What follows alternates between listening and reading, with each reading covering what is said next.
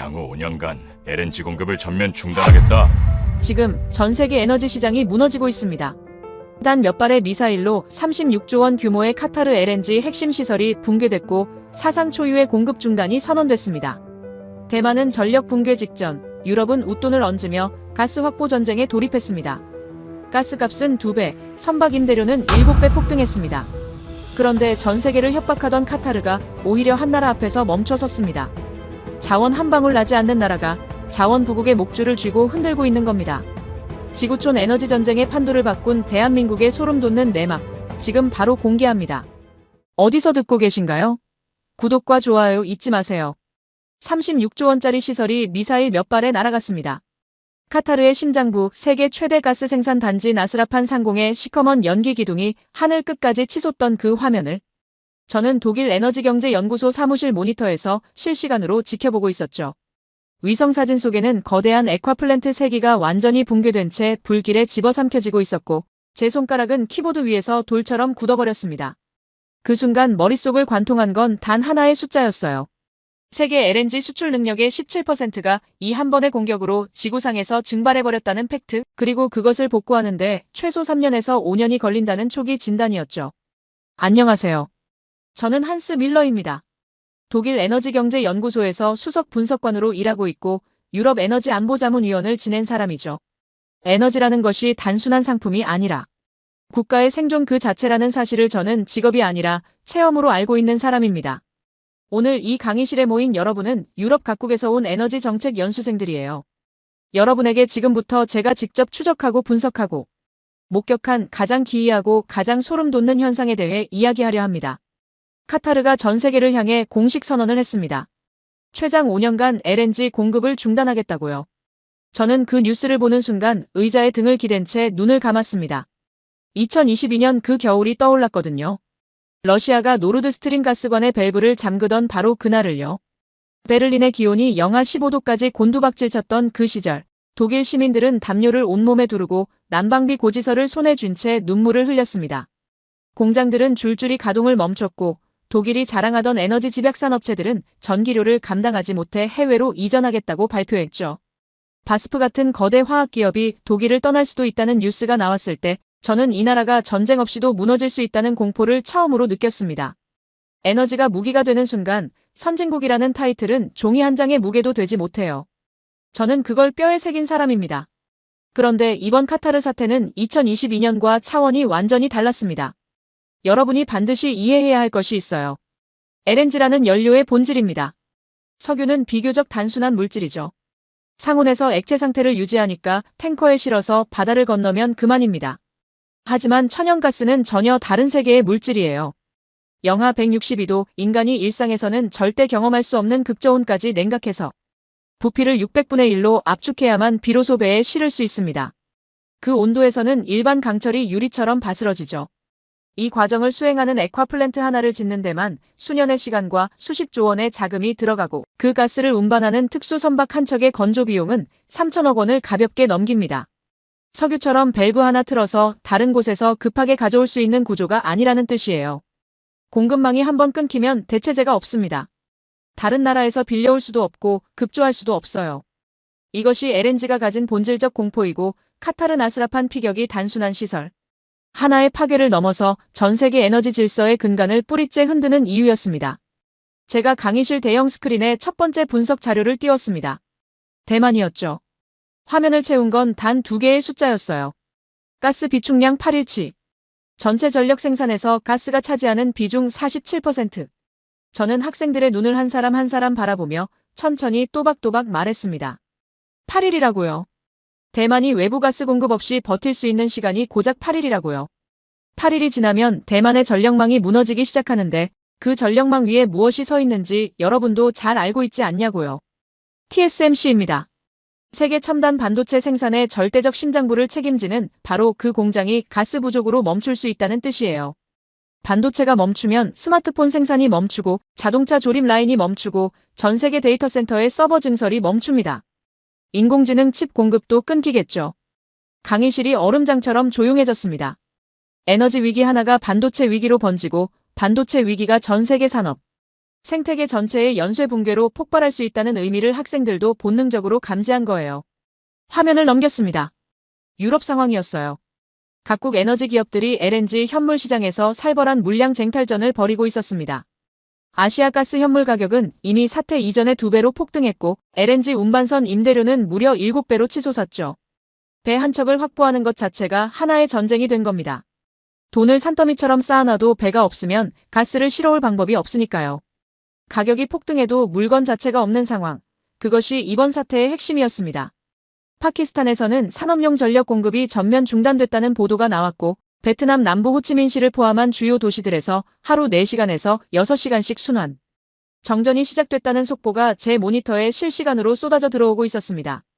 저는 그 뉴스 헤드라인 하나하나를 넘기면서 가슴이 서서히 조여오는 걸 느꼈어요. 2022년에 유럽이라는 한 지역에서 벌어졌던 악몽이 이제는 동아시아와 동남아시아, 남아시아와 중동까지 전 지구적 규모로 동시에 터져나오고 있었으니까요. 학생 한 명이 손을 들었습니다. 독일도 다시 위험한 상황에 놓인 거 아니냐고 목소리에 긴장을 담아 물었죠.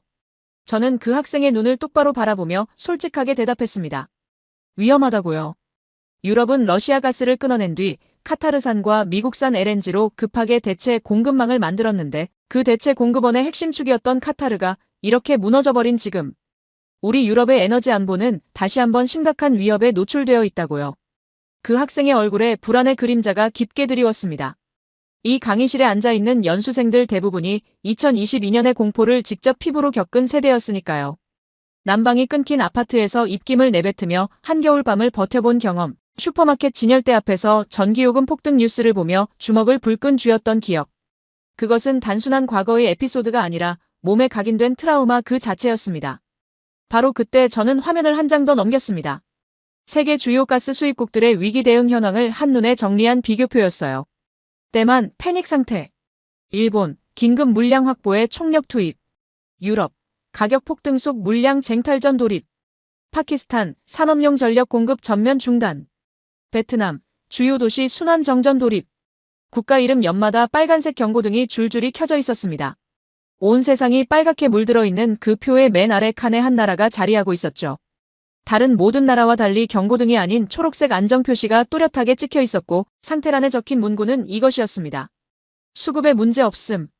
이미 준비 완료. 저는 학생들을 향해 물었습니다. 이 나라가 어디인지 맞춰보라고요. 세계에서 가스를 가장 많이 수입하는 나라들 가운데 하나인데 전 세계가 아비규환에 빠진 이 순간 홀로 평온하다고 공식 선언을 하고 있는 나라가 대체 어디겠냐고요. 학생들의 표정에 혼란이 번졌습니다. 누군가가 미국이 아니냐고 외쳤지만 미국은 수입국이 아니라 세계 최대 가스 수출국이니 해당되지 않았죠. 또 다른 학생이 호주를 말했고 또 누군가는 노르웨이를 꺼냈지만 둘 다 수출국이었습니다. 저는 고개를 천천히 저으며 말했어요. 이 나라는 자원이 거의 없는 나라라고요. 에너지 자금률이 바닥에 가까워서 거의 모든 에너지를 해외 수입에 의존하는 나라라고요. 강의실에 웅성거림이 퍼졌습니다. 자원이 없는 나라가 어떻게 이 지옥 같은 글로벌 위기 속에서 홀로 평온할 수 있느냐는 의문이 학생들 하나하나의 얼굴에 선명하게 새겨져 있었죠. 저는 그 나라의 이름을 아직 밝히지 않았습니다. 대신 이렇게만 말했어요. 이 나라를 이해하려면 비축량 숫자 하나를 들여다보거나 계약서 한 장을 훑어보는 것만으로는 턱없이 부족하다고요. 이 나라가 지난 수년간 어둠 속에서 무엇을 준비해왔는지, 어떤 치명적인 대가를 치르며 에너지 전략의 체질 자체를 뼈째로 뜯어 고쳤는지, 그리고 왜 가스를 끊겠다고 위협한 카타르가 오히려 이 나라 앞에서 식은땀을 흘리며 눈치를 보고 있는지 그 전체 그림을 처음부터 끝까지 낱낱이 추적해야만 이 기이하고 불가해한 평온함의 정체를 비로소 이해할 수 있다고요. 강의실 조명 아래로 학생들의 눈빛이 달라지는 게 보였습니다. 공포에서 호기심으로, 불안에서 강렬한 궁금증으로 전환되는 그 순간의 공기를 저는 피부로 분명히 느꼈죠. 전 세계가 비명을 지르고 있는 이 아비규환의 한복판에서 어떤 나라가 미소 짓고 있다는 사실, 그것만으로도 충분히 기이했습니다. 그런데 더 소름 돋는 게 있었어요. 가스를 끊겠다고 위협한 바로 그 카타르가 오히려 그 나라 앞에서 숨을 고르지 못하고 있다는 사실이었습니다. 공급자가 수요자를 두려워하는 이 뒤틀린 구도, 자원을 쥔 자가 자원이 없는 자에게 고개를 숙여야 하는 이 역전된 권력 관계. 저는 학생들에게 조용히, 그러나 단호하게 선언했습니다.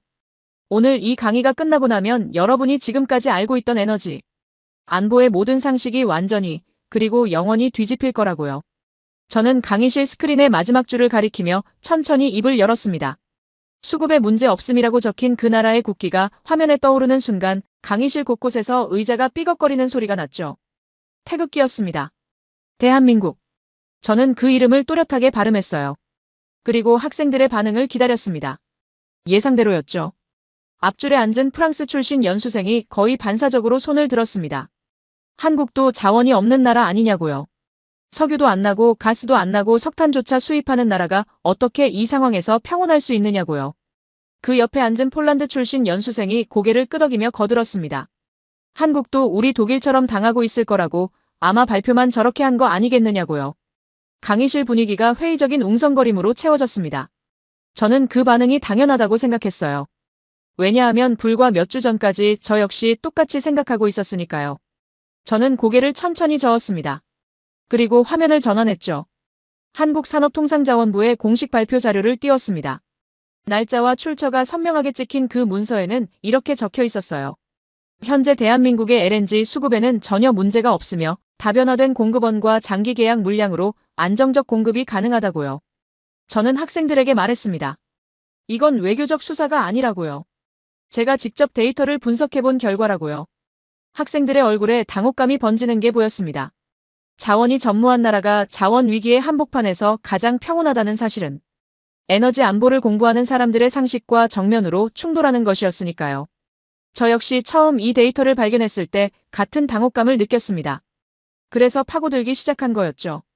저는 학생들에게 한국의 에너지 프로필을 보여줬습니다. 에너지 자급률이 극도로 낮은 나라. 원유 전량 수입, 천연가스 전량 수입, 석탄 대부분 수입. 세계에서 에너지를 가장 많이 사들이는 나라 중 하나이고 LNG 수입량 기준으로는 글로벌 상위권에 올라있는 거대한 수입국이에요. 이 프로필만 놓고 보면 대만과 다를 게 없습니다. 아니, 어쩌면 대만보다 더 취약해 보이기까지 하죠. 소비하는 에너지의 규모가 대만보다 훨씬 크니까요. 그런데 대만은 지금 8일치 비축을 쥐고 국가 전력망 붕괴를 눈앞에 두고 있고 한국은 수급에 문제 없다고 선언하고 있습니다. 같은 자원 빈국인데 결과가 정반대라는 거예요. 저는 이 모순 앞에서 멈출 수가 없었습니다. 제가 처음 한 일은 한국의 LNG 계약 구조를 추적하는 것이었습니다. 대부분의 나라들이 에너지를 어떻게 조달하는지 여러분은 알고 계실 겁니다. 현물 시장에서 그때그때 사거나 중기 계약을 맺거나 장기 계약을 체결하거나 위기 때 가장 먼저 무너지는 건 현물 의존도가 높은 나라들이에요. 가격이 폭등하면 살 수가 없으니까요. 대만이 정확히 그 구조였습니다. 현물 비중이 높고 비축은 8일치뿐이었던 거죠. 한국은 달랐습니다. 제가 데이터를 열어본 순간 눈에 들어온 건 장기 계약의 촘촘한 그물이었어요. 한 곳이 아니라 여러 대륙에 걸쳐 분산된 공급선이 마치 거미줄처럼 엮여 있었습니다. 미국, 호주, 캐나다, 중동, 동남아시아. 이 구조를 보는 순간 저는 깨달았죠. 한국은 카타르가 밸브를 잠가도 다른 줄에서 가스가 들어오도록 설계해 놓은 거라는 걸요. 하지만 학생들은 여전히 납득하지 못하는 표정이었습니다. 장기 계약이야 어느 나라든 하는 거 아니냐고 독일도 러시아와 장기 계약을 맺고 있었는데 결국 당하지 않았느냐고 반문했죠. 맞는 말이에요. 독일은 러시아와 수십 년간 장기 계약을 유지하고 있었지만 2022년에 그 계약이 아무 소용 없었습니다.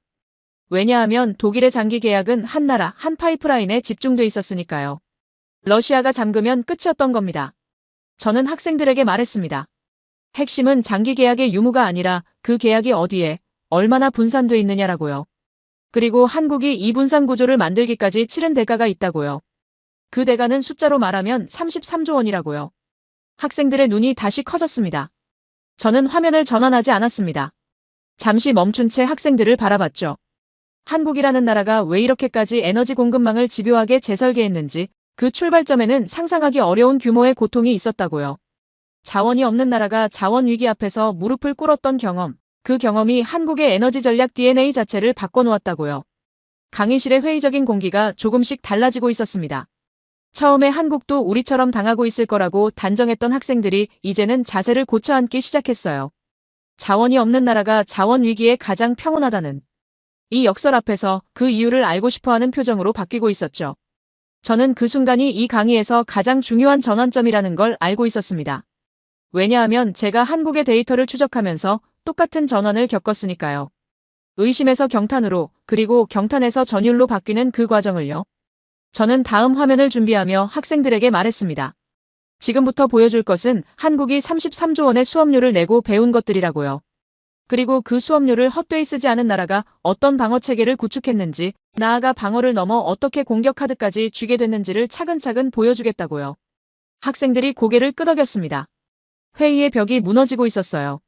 저는 화면에 숫자 하나를 크게 띄웠습니다. 33조. 학생들이 그 숫자를 응시하는 동안 저는 입을 열었죠. 2022년 한국전력공사가 기록한 단일 연도 적자 규모라고요. 한국전력은 한국의 전력 공급을 사실상 독점하는 공기업인데 이 회사 하나가 1년 만에 33조 원의 구멍을 냈다는 겁니다. 독일 연방 에너지 예산의 수배에 달하는 금액이에요. 강의실에서 누군가 작게 신음소리를 냈습니다. 그해 한국의 에너지 수입 총액은 68조 원을 넘어섰습니다.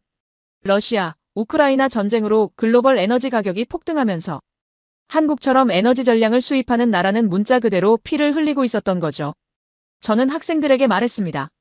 이 수치가 의미하는 건 단순한 재정 적자가 아니라고요. 국가 존립의 근간이 흔들린 충격이었다고요. 한국 국민들의 전기요금이 치솟았고 산업계가 비명을 질렀으며 정부는 에너지 수급 비상 체제에 돌입했습니다. 보통의 나라라면 이 위기를 어떻게 처리했을까요? 저는 수십 개 국가의 에너지 정책 대응 사례를 분석해온 사람입니다. 대부분은 같은 패턴을 밟아요. 위기가 오면 비상대책을 세우고 가격이 안정되면 다시 잊어버립니다. 운이 나빴다고 치부하고 기존 구조를 그대로 유지하죠. 유럽이 2022년 이후에 한 행동도 크게 다르지 않았어요. 러시아 가스를 끊긴 했지만 그 물량을 카타르와 미국산 LNG로 급하게 대체했을 뿐 공급원 집중의 본질적 구조는 바꾸지 못했습니다. 그래서 지금 카타르가 무너지자 다시 패닉에 빠진 거죠. 한국은 달랐습니다. 33조 원짜리 수업료를 낸 한국은 같은 수업료를 2번 내지 않겠다고 결심한 겁니다. 저는 그 표현을 학생들에게 정확히 이렇게 전했어요. 이건 정책 문서에 적힌 문구가 아니라 제가 한국의 에너지 전략 변화를 추적하면서 도달한 결론이라고요. 한국은 에너지 전략의 DNA 자체를 뜯어고치기 시작했습니다. 첫 번째로 한국이 한 일은 카타르 의존 구조를 해체하는 것이었습니다. 한국은 오랫동안 카타르에서 대량의 LNG를 들여왔어요. 안정적이고 가격도 합리적이었으니까요. 하지만 2022년의 교훈은 명확했습니다. 한 곳에 의존하면 그곳이 무너질 때 함께 무너진다는 것. 한국 정부와 가스공사는 카타르 의존도를 15%에서 올해 말 기준 8%까지 축소하는 로드맵을 실행에 옮겼습니다. 거의 절반으로 줄인 거예요. 이 숫자를 화면에 띄우자 학생들 사이에서 작은 탄성이 나왔죠. 그런데 의존도를 줄이려면 대체 물량이 있어야 합니다. 없는 가스를 어디서 가져올 건지가 문제였죠. 여기서 저를 가장 놀라게 한 카드가 등장합니다. 미국산 LNG 250억 달러 규모의 장기 계약이에요. 이 계약의 배경을 이해하려면 트럼프 행정부 시절의 한미 관계를 봐야 합니다. 당시 미국은 한국에 대해 강도 높은 무역 압박을 가하고 있었어요. 관세 인상 위협, 방위비 분담금 증액 요구, 무역 불균형 시정 압력. 한국 정부는 이 압력 속에서 협상 카드를 찾아야 했고 그 과정에서 미국산 LNG 대규모 장기 구매를 제한한 겁니다. 미국 입장에서는 자국 셰일가스 산업의 안정적 판로가 확보되니 환영할 수밖에 없었죠. 한국 국내 여론은 이 계약을 굴욕 외교라고 불렀습니다. 미국의 압력에 굴복해서 비싼 가스를 떠하는 거 아니냐고요. 언론이 비판했고 국민이 분노했어요. 저는 당시 한국 언론의 반응 자료도 수집했는데 정말 거센 비판이 쏟아졌더군요. 하지만 지금 이 순간 카타르가 밸브를 잠근 이 순간에 그 계약이 무엇이 됐는지를 보세요. 250억 달러어치의 미국산 LNG가 장기 계약으로 묶여 있다는 건 카타르가 공급을 끊어도 미국에서 안정적인 가격의 물량이 들어온다는 뜻입니다. 현물 시장에서 2배로 폭등한 가격에 허덕이는 유럽이나 대만과 달리 한국은 계약 가격으로 가스를 받을 수 있는 거예요. 굴욕이라고 욕먹었던 그 계약이 지금 대한민국을 구하는 생명줄이 되고 있는 겁니다. 저는 학생들에게 물었습니다. 여러분의 나라가 2022년 이후에 이 정도 규모의 공급원 전환을 실행했느냐고요. 강의실이 조용해졌습니다. 대답할 수 없었던 거죠. 유럽은 러시아 가스를 끊는데 급급했지 공급원을 이렇게 체계적으로 분산하는 데까지는 나아가지 못했으니까요. 저는 화면을 정리하며 말했습니다. 이건 시작일 뿐이라고요. 미국산 LNG 계약은 한국이 구축한 방어체계의 첫 번째 층에 불과하다고요. 한국은 카타르 의존도를 절반으로 줄이면서 동시에 지구 반대편까지 뻗어나가는 공급 루트를 개척하고 중동이 아닌 곳에서 가스를 끌어오는 완전히 새로운 경로까지 만들어놨다고요. 학생들의 자세가 또 한 번 달라졌습니다. 등을 기대고 있던 뒷줄 학생들까지 몸을 앞으로 숙이기 시작했어요. 33조 원의 고통이 어떤 결과물로 이어졌는지 그 전체 그림이 궁금해진 거였죠. 저는 세계 지도를 스크린에 띄우고 빨간 선 하나를 그었습니다. 중동에서 출발해 호르무즈 해협을 지나 인도양을 건너 말라카 해협을 통과한 뒤 한국에 도착하는 LNG 운송 루트였죠. 학생들에게 물었습니다. 이 경로에 병목이 몇 개냐고요? 호르무즈 해협, 말라카 해협. 최소 2곳입니다. 이 2곳 중 하나만 막혀도 가스가 도착하지 못해요. 중동 의존이라는 건 단순히 카타르에 의존한다는 뜻이 아니라 이 병목 지점들의 지정학적 리스크까지 함께 떠안는다는 뜻이었죠. 한국이 구축한 세 겹의 방패 중 첫 번째는 바로 이 병목을 완전히 우회하는 새로운 경로였습니다. 캐나다 태평양 직항로. 저는 이 이름을 말하면서 지도 위에 파란 선을 하나 더 그었어요. 캐나다 서부 해안에서 출발해 태평양을 가로질러 한국에 직접 도착하는 루트였습니다. 호르무즈 해협을 지나지 않아요. 말라카 해협도 지나지 않습니다. 중동의 지정학적 불안정성과 완전히 분리된 독자적 공급 경로인 거죠. 이 프로젝트의 이름은 LNG 캐나다입니다. 한국이 무려 15년간 묵묵히 준비해온 사업이에요. 저는 이 숫자를 강조했습니다. 15년이라고요. 대부분의 정치인은 다음 선거까지밖에 내다보지 못하는데 한국은 15년 뒤를 내다보며 이 루트를 설계하고 투자하고 건설해온 겁니다. 올해 말부터 실제 물량이 유입되기 시작하며 운송비는 중동 경유 대비 20% 저렴합니다. 학생들 사이에서 놀라움이 번졌죠. 15년이라는 시간의 무게를 체감한 거예요. 저는 잠시 멈추고 학생들에게 되물었습니다. 유럽이 러시아 가스를 끄는 뒤 대체 경로를 확보하는데 얼마나 걸렸느냐고요. 아직도 완전히 확보하지 못했다는 게 솔직한 답이죠. 한국은 위기가 터지기 훨씬 전부터 우회로를 파고 있었던 겁니다. 위기를 예측한 게 아니라 위기가 언젠가 반드시 온다는 전제 아래 움직인 거예요. 이 차이가 결정적이었습니다. 두 번째 방패를 설명하기 위해 저는 화면을 아랍에미리트로 전환했습니다. UAE라는 나라와 한국의 관계를 여러분은 아마 잘 모르실 겁니다. 저도 이 데이터를 파기 전까지는 몰랐어요. 하지만 추적해보니 17년에 걸친 혈맹 관계가 드러났습니다. 시작은 2009년이었죠. 한국이 UAE 바라카 원전 건설을 수주한 겁니다. 28조 원 규모의 초대형 프로젝트였어요. 경쟁 상대는 프랑스의 아레바, 미국의 웨스팅하우스 같은 원전 강국들이었는데 한국이 이겼습니다. 가격 경쟁력과 공기 단축 능력, 그리고 한국이 제안한 포괄적 협력 패키지가 UAE의 마음을 움직인 거였죠. 하지만 한국은 원전만 짓고 떠나지 않았어요. 아크 부대라는 군사부대를 UAE에 파병해서 안보 협력까지 제공했습니다. 그리고 결정적인 순간이 왔습니다. 예멘 후티 반군이 UAE를 공격했을 때 한국산 천국 미사일 방어체계가 실전에서 미사일을 요격한 거예요. UAE 국민의 생명을 한국 기술이 지켜낸 순간이었습니다. 원전 건설로 경제적 신뢰를 쌓고 군사 파병으로 안보적 유대를 만들고 미사일 방어로 실전 검증까지 완료한 거죠. 이 세 가지가 17년에 걸쳐 겹겹이 쌓이면서 UAE는 한국을 단순한 거래 상대가 아니라 전략적 혈맹으로 인식하게 됐습니다. 그 결과가 이번 카타르 사태에서 드러났죠. UAE가 한국에 가장 먼저 에너지를 공급하겠다고 선언한 겁니다. 같은 중동 산유국인 UAE가 카타르의 공백을 메우겠다며 한국을 최우선 순위에 놓은 거예요. 이 소식이 전해지자 일본 에너지업계가 경악했다는 분석 자료를 저는 직접 확인했습니다. 일본도 UAE에서 대량의 에너지를 수입하는 나라인데 한국이 우선순위에서 앞서버린 거니까요.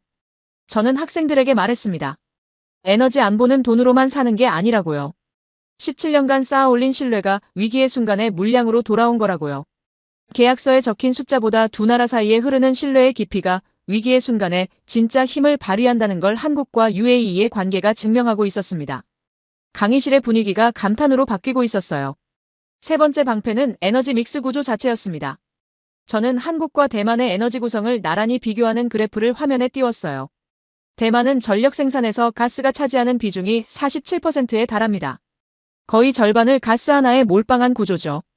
가스가 끊기면 전력의 절반이 날아가는 겁니다. 그래서 8일치 비축이 바닥나는 순간 국가 전력망이 무너지는 거예요. 한국은 가스 비중이 27%입니다. 나머지를 원자력, 석탄, 재생에너지로 분산시켜 놓은 다중 안전장치를 갖춘 구조죠. 한 종류의 에너지가 끊겨도 다른 에너지원이 버텨주는 설계입니다. 특히 제가 주목한 건 원전의 역할이었어요. 카타르 사태 직후 한국은 원전 가동률을 80% 이상으로 즉시 끌어올렸습니다. 가스 공급이 불안정해지는 만큼 원전으로 전력 생산을 보충한 거죠. 이 대응 속도가 가능했던 건 한국이 이미 원전 인프라를 충분히 보유하고 있었기 때문입니다. 가스에만 기대지 않는 체질을 미리 만들어 놓은 거예요. 저는 두 나라의 상황을 나란히 놓고 학생들에게 말했습니다. 대만은 8.17을 쥐고 떨고 있고 한국은 세겹이 방패 뒤에서 미소 짓고 있다고요. 캐나다 태평양 직항로로 중동 리스크를 우회하고 UAE 17년 혈맹으로 중동 내에서도 우선 공급권을 확보하고 에너지 믹스로 가스 의존도 자체를 낮춰놓은 겁니다. 어느 한 겹이 뚫려도 다음 겹이 버텨주는 구조예요. 앞줄에 프랑스 연수생이 손을 들었습니다. 이 정도면 한국이 충분히 안전한 거 아니냐고 더 볼 게 있느냐고 물었죠. 저는 미소를 지었습니다. 그리고 천천히 고개를 저었어요. 지금까지 보여드린 건 방패라고요. 한국이 스스로를 지키는 방어체계에 불과하다고요. 진짜 소름 돋는 건 한국이 단순히 방어만 하고 있는 게 아니라는 사실이라고요. 한국은 오히려 카타르의 숨통을 쥐고 있다고요. 강의실이 다시 한번 정적에 휩싸였습니다. 저는 강의실 스크린에 사진 한 장을 띄웠습니다. 바다 위에 떠있는 거대한 선박이었죠. 길이 300m가 넘는 은빛 몸체, 그 위에 둥근 구형 탱크 4개가 일렬로 솟아있는 독특한 형상이었습니다. 학생들 대부분은 이 배가 무엇인지 알고 있었어요. LNG 운반선. 영하 162도로 냉각된 액화천연가스를 대양을 건너 운반하는 선박입니다. 하지만 이 배의 진짜 의미를 아는 학생은 없었죠. 저는 학생들에게 질문 하나를 던졌습니다. 카타르가 가스를 팔려면 무엇이 필요하냐고요. 당연히 가스전이 필요하고 액화플랜트가 필요하고 수출 터미널이 필요하죠. 하지만 이 모든 인프라가 갖춰져 있어도 한 가지가 없으면 가스를 한 톤도 팔 수 없습니다. 바로 이 배예요. LNG 운반선이 없으면 액화한 가스를 실어 나를 수가 없습니다. 파이프라인으로 연결되지 않은 고객에게는 오직 이 배를 통해서만 가스를 전달할 수 있으니까요. 그런데 이 배는 보통 배가 아닙니다. 영하 162도라는 극저온 환경에서 일반 강철은 유리처럼 깨져버려요. 금속이 극저온에 노출되면 분자 구조가 변하면서 취성 파괴라는 현상이 일어나는데 쉽게 말하면 쇠가 도자기처럼 산산조각 난다는 겁니다. 이 환경에서 16만 세제곱미터의 액화가스를 안전하게 담아 수천 킬로미터 대양을 건너야 하는 기술은 우주 기술에 비견되는 수준이에요. 극저온 특수 합금, 독립형 화물창 설계, 기화가스 재액화 시스템, 이중 선체 구조까지. 이 모든 기술이 하나라도 빠지면 배는 바다 한가운데서 폭발하거나 침몰합니다. 저는 학생들에게 물었습니다. 이 배를 만들 수 있는 나라가 지구상에 몇 개냐고요. 그리고 답을 말했죠. 사실상 한 곳입니다. 대한민국이라고요. 강의실이 술렁였습니다. 한 곳이라니 중국은 어떠냐고 누군가 물었어요. 저는 그 질문을 기다리고 있었습니다. 중국도 LNG 운반선 건조를 시도하고 있는 건 사실이에요. 하지만 제가 수집한 데이터가 보여주는 현실은 참담합니다. 중국산 LNG 운반선에서 가스 누출 사고가 반복적으로 발생했고 항해 중 엔진이 정지하는 치명적 결함이 보고됐으며 극저온 화물창의 단열 성능이 기준에 미달하는 사례가 다수 확인됐습니다.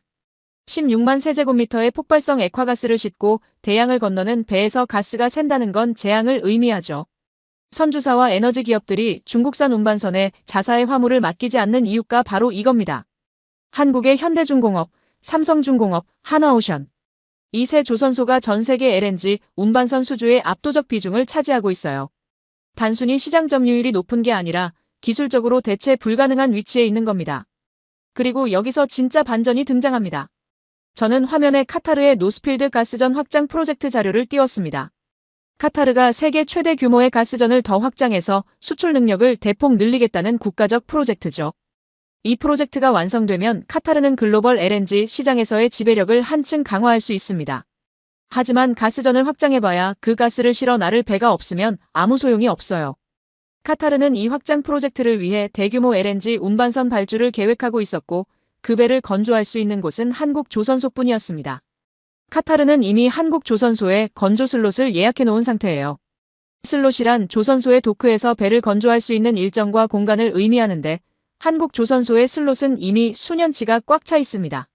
새로 주문해도 배를 받기까지 최소 3년에서 5년이 걸리는 구조죠. 이 구조가 의미하는 바를 학생들에게 천천히 설명했습니다. 카타르가 한국에 대해 가스 공급을 끊겠다고 위협한다고 가정해봅시다. 한국이 할 수 있는 대응은 간단합니다. 그러시면 저희도 배 건조를 5년 미루겠습니다. 이 한마디면 끝이에요. 카타르가 배를 제때 받지 못하면 노스필드 확장 프로젝트가 지연되고 가스를 생산해도 실어 나를 수 없으니 수출이 막히고 수출이 막히면 카타르의 국가 경제가 마비됩니다. 카타르 GDP의 압도적 비중이 에너지 수출에 의존하고 있으니까요. 강의실이 완전한 정적에 빠졌습니다. 학생들의 표정에서 충격이 읽혔어요. 자원을 가진 쪽이 갑이라는 에너지 안보의 가장 기본적인 전제가 눈앞에서 무너지는 순간이었으니까요. 가스를 끊겠다고 협박한 건 카타르인데 그 협박이 실행되는 순간 더 큰 고통을 받는 쪽도 카타르라는 역설. 자원 빈국이 자원 부국의 목줄을 쥐고 있는 이 기이한 역전의 구조를 학생들이 이해하기 시작한 거였죠. 저는 스크린을 둘로 나눴습니다. 왼쪽에는 카타르, 오른쪽에는 한국을 배치하고 그 사이에 화살표를 그렸죠. 이 구조를 여러분 머릿속에 확실히 새겨두셔야 한다고 말하며 시작했습니다. 왜냐하면 이건 단순히 한국과 카타르 두 나라 사이의 이야기가 아니라 에너지 패러다임 전체가 뒤집히고 있다는 신호이니까요. 카타르의 선택지를 먼저 봅시다. 카타르가 5년간 가스를 안 주겠다고 선언했습니다. 표면적으로는 카타르가 무기를 쥔 것처럼 보이죠. 가스라는 자원을 통제하는 쪽이 갑이라는 전통적인 에너지 권력 구조에 따르면 말이에요. 하지만 카타르가 이 무기를 실제로 발사하는 순간 무슨 일이 벌어지는지를 학생들에게 단계별로 보여줬습니다. 첫 번째 단계. 카타르가 가스 수출을 중단합니다. 수출 수입이 끊기면서 카타르 국가 재정에 거대한 구멍이 뚫리기 시작하죠.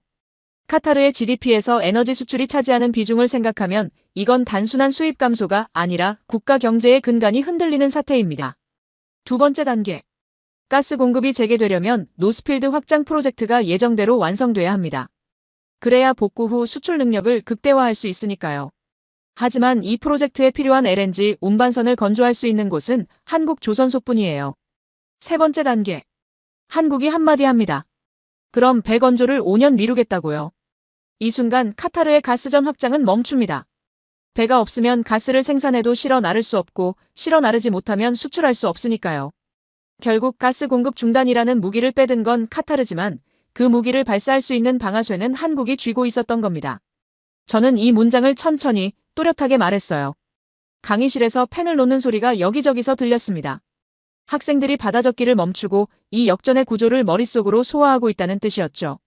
그때 뒷줄에 앉아있던 독일 출신 연수생이 손을 들었습니다.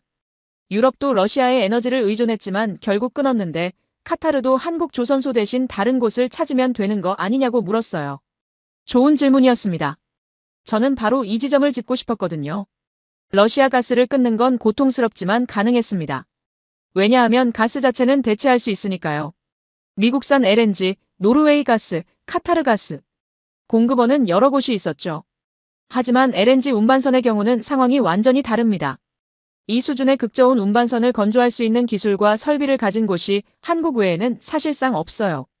대체제가 존재하지 않는 겁니다. 러시아 가스는 다른 가스로 바꿀 수 있었지만 한국 조선소는 다른 조선소로 바꿀 수가 없는 거죠. 학생의 얼굴에서 반박의 여지가 사라지는 게 보였습니다. 저는 여기서 한 가지 개념을 더 설명했습니다. 한국이 만든 LNG 운반선은 단순한 배가 아니라 움직이는 파이프라인이라고요. 이 개념이 왜 중요하냐면 유럽이 2022년에 당한 이유와 직결되기 때문입니다. 유럽은 러시아 가스에 의존할 때 고정 파이프라인으로 가스를 받았어요. 노르드스트림이라는 해저 배관을 통해서 말이죠. 고정 파이프라인의 치명적 약점은 방향을 바꿀 수 없다는 겁니다. 러시아에서 독일로 향하는 관은 영원히 러시아에서 독일로만 갑니다. 러시아가 밸브를 잠그면 그 파이프라인은 쓸모없는 고철이 되는 거예요. 유럽이 목줄을 잡힌 구조가 바로 이것이었죠. 한국산 LNG 운반선은 다릅니다. 배는 방향을 틀 수 있으니까요. 중동에서 가스가 안 오면 미국으로 배를 보냅니다. 미국 가격이 너무 비싸면 호주로 방향을 바꾸죠. 호주마저 어려우면 캐나다 태평양 직항로가 기다리고 있습니다.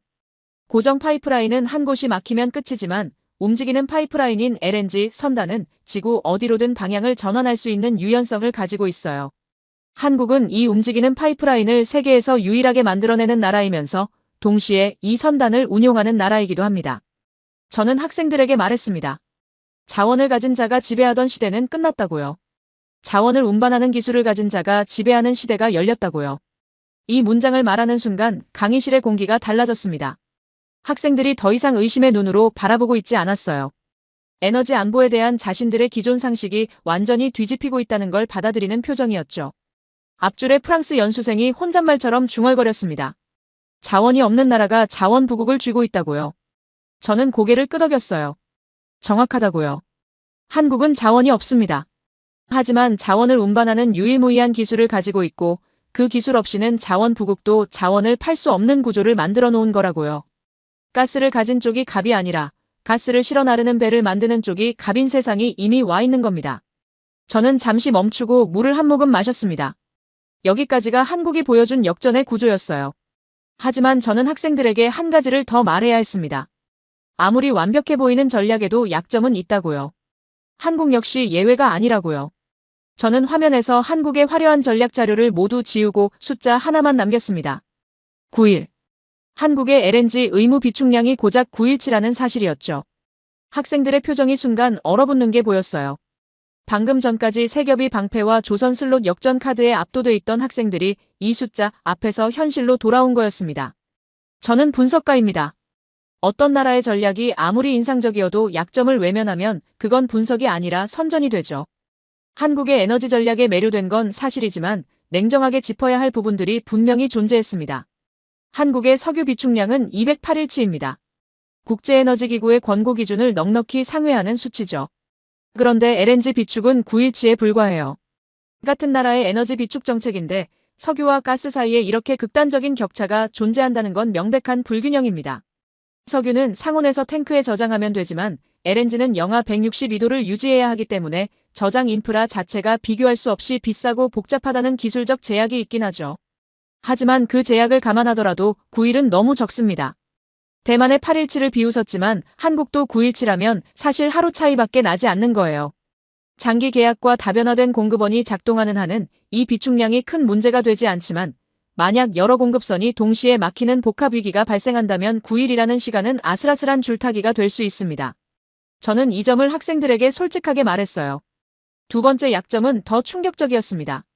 울산에 있는 한국의 전략 원유 비축 기지에서 원유 90만 배럴이 무단으로 해외에 유출된 사건이 있었어요. 국가 안보 차원에서 관리돼야 할 전략 비축 자원이 관리 부실로 빠져나간 겁니다. 이건 시스템의 구조적 문제가 아니라 운영과 감독의 허점이었죠. 아무리 좋은 전략을 설계해도 현장에서 이런 구멍이 뚫리면 전체 신뢰가 흔들립니다. 학생들 사이에서 실망스럽다는 반응이 나왔어요.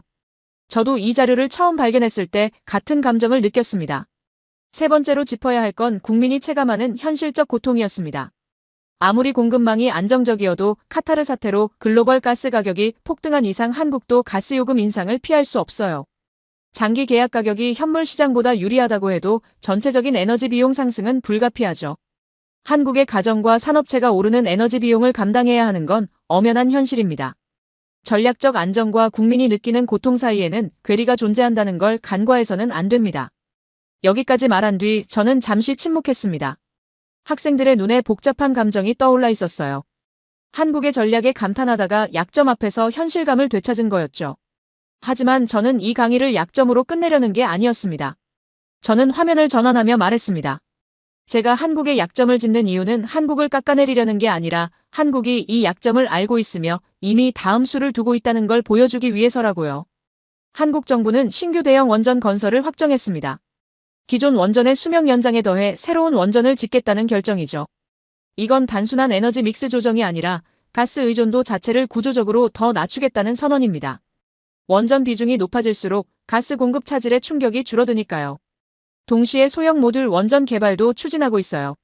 기존 대형 원전보다 건설 기간이 짧고 입지 제약이 적은 차세대 원전 기술입니다. 한국은 이 분야에서도 기술 선도국 위치를 확보하려 하고 있죠. 그리고 제가 가장 주목한 건 차세대 에너지 운반선 기술이었습니다. 한국 조선소들이 암모니아 운반선과 수소 운반선의 설계도를 이미 완성 단계에 가져가고 있다는 자료를 저는 확인했어요. 암모니아와 수소는 차세대 청정 에너지 캐리어로 주목받고 있는 물질인데 이것들을 대양 횡단으로 운반하려면 또다시 극한 조건의 특수 선박이 필요합니다. LNG 운반선에서 확보한 극저온 기술과 특수 화물창 기술이 그대로 이어지는 영역이죠. 저는 학생들에게 말했습니다. 한국이 지금 에너지 운반 기술의 왕좌에 앉아 있는 건 LNG 시대의 이야기라고요. 하지만 한국은 이미 다음 시대, 암모니아와 수소의 시대까지 내다보며 그 운반 기술의 왕좌를 연장하려 하고 있다고요. LNG 운반선으로 카타르의 목줄을 쥔 것처럼 차세대 에너지 운반선으로 미래 에너지 시대에서도 같은 위치를 유지하겠다는 전략인 거죠. 9일치 비축이라는 약점은 분명히 존재합니다. 관리 부실이라는 구멍도 있었고 국민이 체감하는 에너지 비용 상승도 현실이에요. 하지만 한국은 이미 다음 전쟁을 준비하고 있었습니다. 현재의 약점을 인식하면서 동시에 미래의 패권까지 설계하는 이 이중 구조가 저를 가장 놀라게 한 부분이었어요. 학생들도 같은 느낌을 받은 것 같았습니다.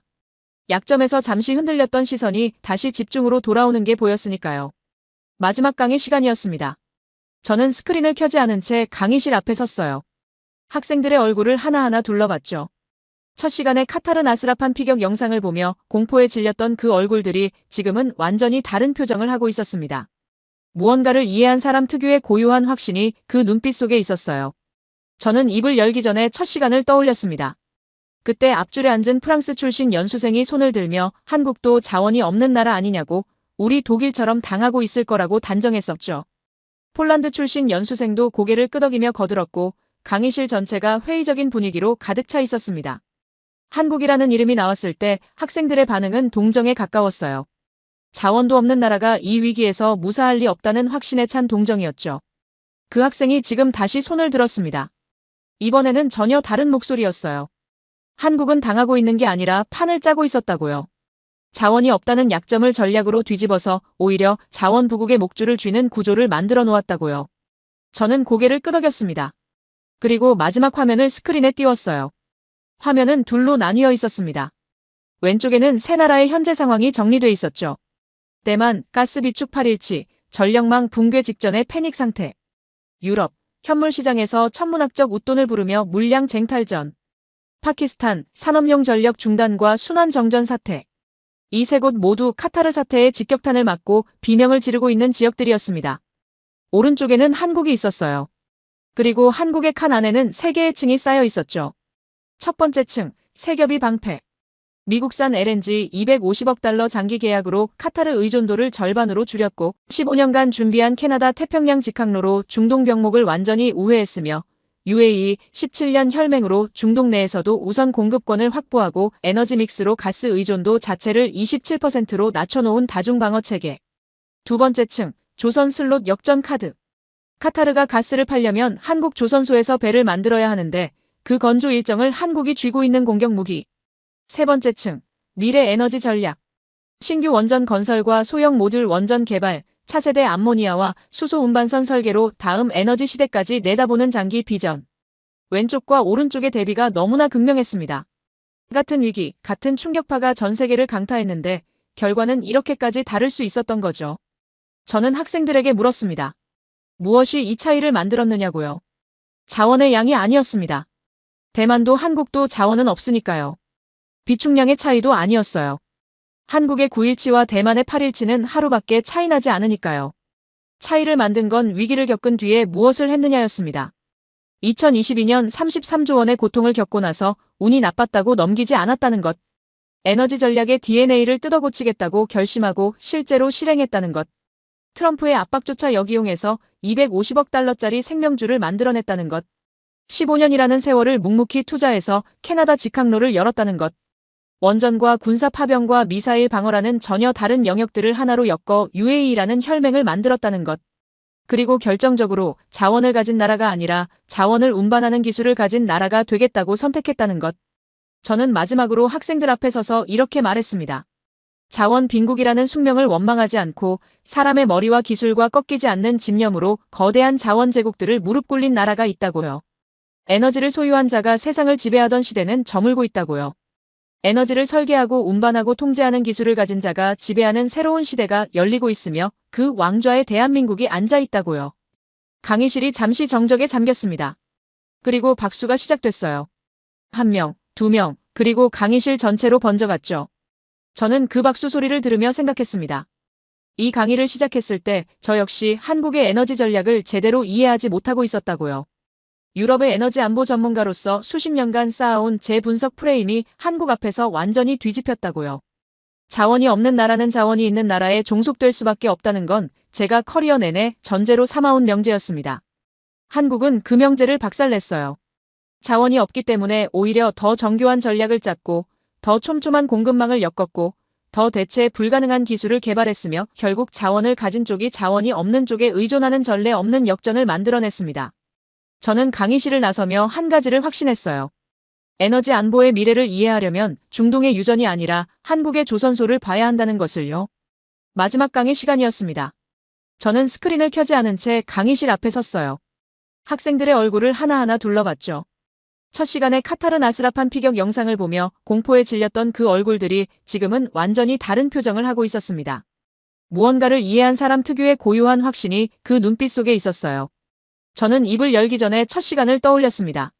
그때 앞줄에 앉은 프랑스 출신 연수생이 손을 들며 한국도 자원이 없는 나라 아니냐고 우리 독일처럼 당하고 있을 거라고 단정했었죠. 폴란드 출신 연수생도 고개를 끄덕이며 거들었고 강의실 전체가 회의적인 분위기로 가득 차 있었습니다.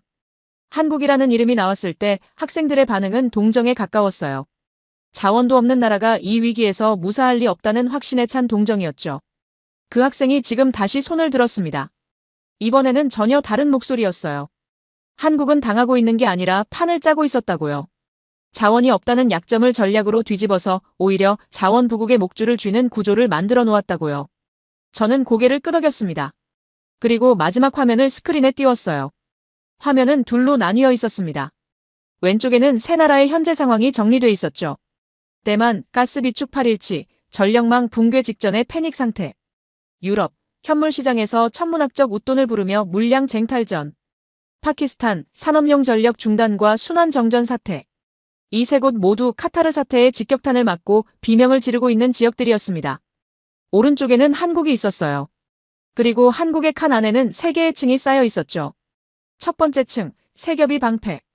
미국산 LNG 250억 달러 장기 계약으로 카타르 의존도를 절반으로 줄였고 15년간 준비한 캐나다 태평양 직항로로 중동 병목을 완전히 우회했으며 UAE 17년 혈맹으로 중동 내에서도 우선 공급권을 확보하고 에너지 믹스로 가스 의존도 자체를 27%로 낮춰놓은 다중방어 체계. 두 번째 층, 조선 슬롯 역전 카드. 카타르가 가스를 팔려면 한국 조선소에서 배를 만들어야 하는데 그 건조 일정을 한국이 쥐고 있는 공격 무기. 세 번째 층, 미래 에너지 전략. 신규 원전 건설과 소형 모듈 원전 개발, 차세대 암모니아와 수소 운반선 설계로 다음 에너지 시대까지 내다보는 장기 비전. 왼쪽과 오른쪽의 대비가 너무나 극명했습니다. 같은 위기, 같은 충격파가 전 세계를 강타했는데 결과는 이렇게까지 다를 수 있었던 거죠. 저는 학생들에게 물었습니다. 무엇이 이 차이를 만들었느냐고요. 자원의 양이 아니었습니다. 대만도 한국도 자원은 없으니까요. 비축량의 차이도 아니었어요. 한국의 9일치와 대만의 8일치는 하루밖에 차이 나지 않으니까요. 차이를 만든 건 위기를 겪은 뒤에 무엇을 했느냐였습니다. 2022년 33조 원의 고통을 겪고 나서 운이 나빴다고 넘기지 않았다는 것. 에너지 전략의 DNA를 뜯어고치겠다고 결심하고 실제로 실행했다는 것. 트럼프의 압박조차 역이용해서 250억 달러짜리 생명줄을 만들어냈다는 것. 15년이라는 세월을 묵묵히 투자해서 캐나다 직항로를 열었다는 것. 원전과 군사 파병과 미사일 방어라는 전혀 다른 영역들을 하나로 엮어 UAE라는 혈맹을 만들었다는 것. 그리고 결정적으로 자원을 가진 나라가 아니라 자원을 운반하는 기술을 가진 나라가 되겠다고 선택했다는 것. 저는 마지막으로 학생들 앞에 서서 이렇게 말했습니다. 자원 빈국이라는 숙명을 원망하지 않고 사람의 머리와 기술과 꺾이지 않는 집념으로 거대한 자원 제국들을 무릎 꿇린 나라가 있다고요. 에너지를 소유한 자가 세상을 지배하던 시대는 저물고 있다고요. 에너지를 설계하고 운반하고 통제하는 기술을 가진 자가 지배하는 새로운 시대가 열리고 있으며 그 왕좌에 대한민국이 앉아 있다고요. 강의실이 잠시 정적에 잠겼습니다. 그리고 박수가 시작됐어요. 1명, 2명, 그리고 강의실 전체로 번져갔죠. 저는 그 박수 소리를 들으며 생각했습니다. 이 강의를 시작했을 때 저 역시 한국의 에너지 전략을 제대로 이해하지 못하고 있었다고요. 유럽의 에너지 안보 전문가로서 수십 년간 쌓아온 제 분석 프레임이 한국 앞에서 완전히 뒤집혔다고요.